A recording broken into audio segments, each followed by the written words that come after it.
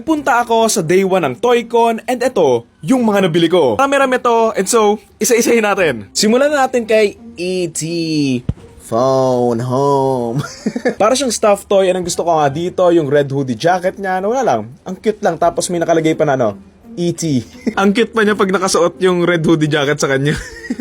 Next agad, etong Bruce Lee na nunchucks na nabili ko. So ayan, kung makikita nyo, ayan yung picture ni Bruce Lee. Ang weird lang ng pagkakaprint niya, na alam mo yung mga libreng tattoo sa mga bubblegum? yung may cut sa ganyan. So this one is obviously homemade and inspired from Bruce Lee's Game of Death movie. And subukan natin kung gumagana. Aww! Baka tumama saan eh.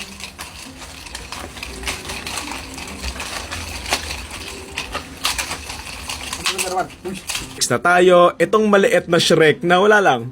Ang cute kaya ni Shrek.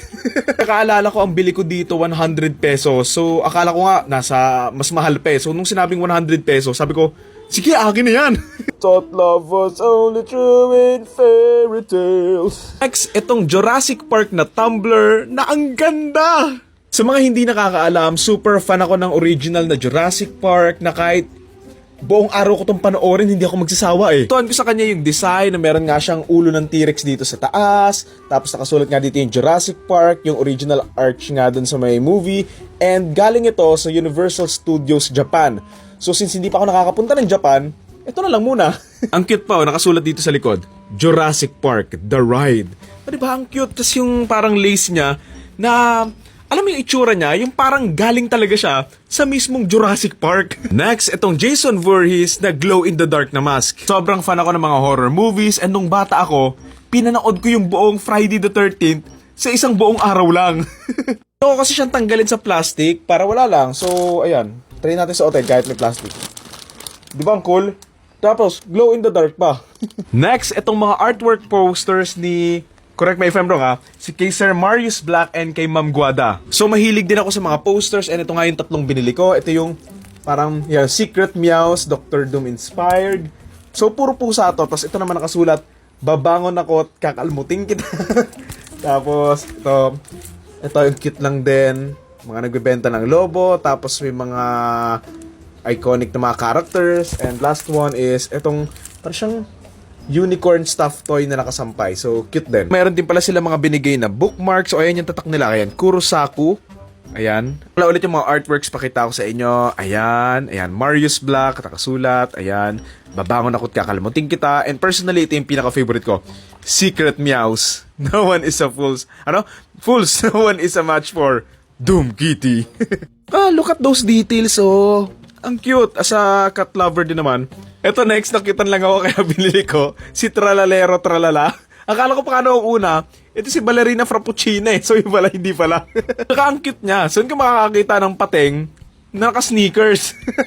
Next, itong random figure ni Arnold Schwarzenegger sa movie nga na The Last Action Hero na wala lang. It reminds me nung mga laruan ko nung bata ako. Tsaka malayo pa lang, nakilala ko agad. Sabi ko, si Arnold Schwarzenegger to And alam mo yun, cute to. Next, Jason Voorhees na Funko Pop. And honestly kasi, hindi na ako bumibili ng mga Funkos masyado. Maliban na lang kung talagang gusto ko yung character. And this one, gusto ko and cute din siya. Lalo na't bumili nga din ako ng mask, di ba? So yung mask. Ayan di ba? So maganda siya i-display ng magkatabi. Nakasulat nga sa likod, Jason Universe. Ayan yung gilid, kung ano nga yung itsura niya. May dala pa siyang bloody na palakol. Okay, next, etong 3D printed na balisong. Alam mo kasi sa totoo lang, mahilig ako sa mga weapons, marami ako mga kutsilyo, mga espada, mga everything. Pero, hindi ako bumibili ng balisong kasi nga, natatakot ako sa concept niya. And alam mo yun, malaki yung chance kapag bumili ako nito, for sure, may hiwa ako. Ang hirap kaya gumamit ng balisong, Ito, practice lang to kasi 3D printed lang naman to, so plastic lang. So, ganyan, bumukas. So yun pala, tumama na sa daliri ko. Edi 1 to 9 na lang mabibilang ko. Ang cool din ng kulay nyo na pinkish tapos medyo violet or blue sa gilid. So yan. Cute. Para siyang weapon sa Crossfire or ano yun? Valorant. Next, si Wall-E and si Eva. Favorite kong animated movie tong Wall-E. And so parang pang-ngatlo or pang-apat ko na tong Wall-E. May isang Lego, may isang Funko, tas ito naman. Maliit lang siya, yun lang yung size nyo. Sayang lang yung Eva, naputol siya sa stand. Natumba kasi, naputol. Sayang. Pero at least si Wall-E cute naman, no? Si Gizmo from Gremlins, na para din siyang teddy bear, ganon. And, ang cute niya. Laki ng tenga. Tuwang-tuwa din ako dito nung bata ako.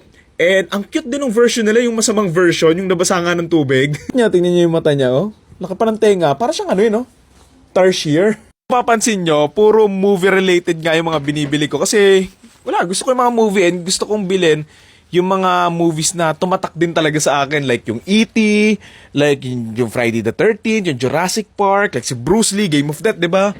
Okay, last 4 items na tayo. Hindi, sama ko na rin tong binili ng partner ko, which is this. Hindi ko alam kung saan to, pero comment ko na lang. Cute din siya, maliit nga lang din, pang display lang. So, etong next, ito yung pinaka nagustuhan kong nabili ko din. Yung sundalo, sa Small Soldier, nakalimutan ko kung ano yung pangalan niya, General something ata. Memorable sa akin ng movie na to na, alam mo yung sa Toy Story, di ba? Ito yung version kung paano, kung magiging masama yung mga laruan mo. Again, galing ito sa movie na Small Soldiers, and kung napanood nyo na yung movie na yon, ang ganda ng childhood nyo kasi nakakatuwa yun eh. Tsaka sa movie, yung mga laruan nila, sila dapat yung bida. Pero nung mga naging laruan na sila yung naging villain, tapos yung mga kalaban ng mga alien, sila yung naging mabuti. Kung titignan mo nga rin, marami nga siyang mga clay sa iba't ibang parte ng katawan niya. Siguro yung batang huling naglaro nito, nilagay niya ng clay. So, okay lang din naman kasi relatable. Ginagawa ko din yan nung bata ako eh. So ayan, ang cute niya. Nung nakita ko talaga to, sobrang tuwang-tuwa ako. Kasi ang tagal ko nang humahanap ng mga figures galing sa Small Soldier na movie. And ayun, finally, I've got one. Next, maubusan na tayo ng oras. Si Shaun the Sheep na teddy bear. Ang cute! Shaun the Sheep! Kung to the last, isang Superman figure nga din. Yung itsura niya and may kasama nga siyang stand. And medyo hawig naman din ni Henry Cavill. Lang dito, hindi nga nagagalaw yung mga braso, yung mga kamay. Basically, kung ano yung pose niya dito, ayan na siya habang buhay. Pero ang maganda sa kanya, nagiging manananggal siya. Pinakahuli, yung hammer ni Thor from God of War, Ragnarok. So ito yung itsura ng laman niya. Buksan nga natin. Ayan. Galin natin. Ang ganda! Honestly, hindi ko pa nalalaro yung God of War Ragnarok, pero hopefully malaro ko na nga soon. Pero feeling ko, life size naman siya and medyo mabigat din siya. Para siyang hindi siya metal, hindi rin siya plastic. So para siyang, I think, rubber. Ang ganda rin ng details niya and everything, oh. Saka parang medyo masakit din kapag pinukpok. Aray, sakit. Putang tigas nun. Ito pa pala yung iba niyang mga kasama. May dalawang ganito, meron nga siyang steelbook case, and also, mga dice. Itong steelbook case, wala siyang laro, pero okay lang din. So yun lang, 10 minutes na, and sobrang nag-enjoy ako sa toy ko. Feeling ko nakakota na ako, kaya hindi na rin ako bumalik ng day 2. So yun lang, ano yung pinakapaborito sa mga nabili ko? Yun lang. Thank you.